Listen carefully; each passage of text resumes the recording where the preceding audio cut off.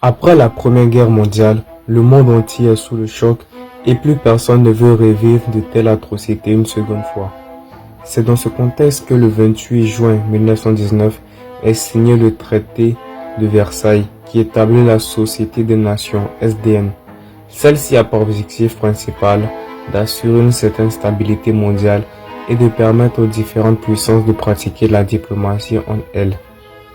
Cependant, cette organisation ne parvient pas à atteindre tous les objectifs pour lesquels elle a été créée, notamment parce que plusieurs grandes puissances n'en font pas partie, comme les États-Unis, la Russie ou encore l'Allemagne.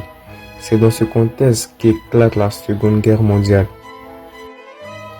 Pendant la Seconde Guerre mondiale et par la suite, de nombreux accords sont signés, mais le plus important est celui adopté lors de la conférence de San Francisco qui se déroule le 25 avril au 26 juin 1945 et réunit 50 États.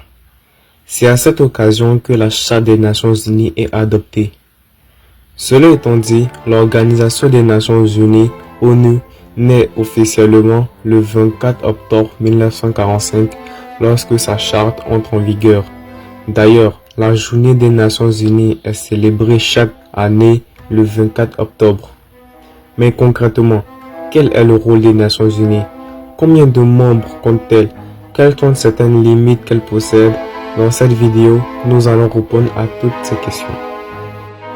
Premièrement, le rôle des Nations Unies est de maintenir un équilibre mondial, d'intervenir dans les pays en crise grâce à l'utilisation des casques bleus sans toutefois faire de l'ingérence dans les pays concernés et de formuler des propositions notamment par l'intermédiaire de son Assemblée générale.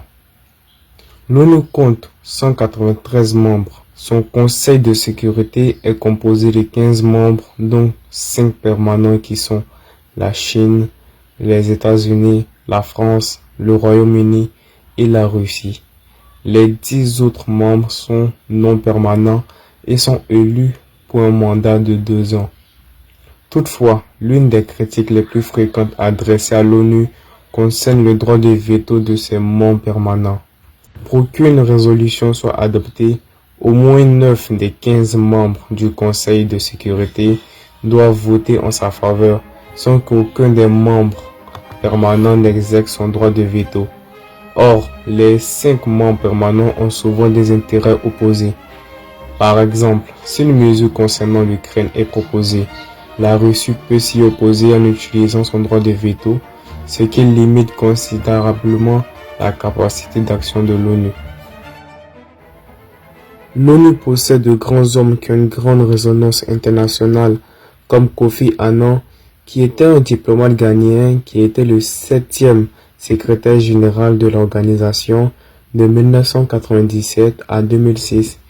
Il est notamment une des figures les plus connues de l'histoire récente de l'ONU et a reçu plusieurs distinctions au cours de sa carrière, notamment le prix Nobel de la paix en 2001.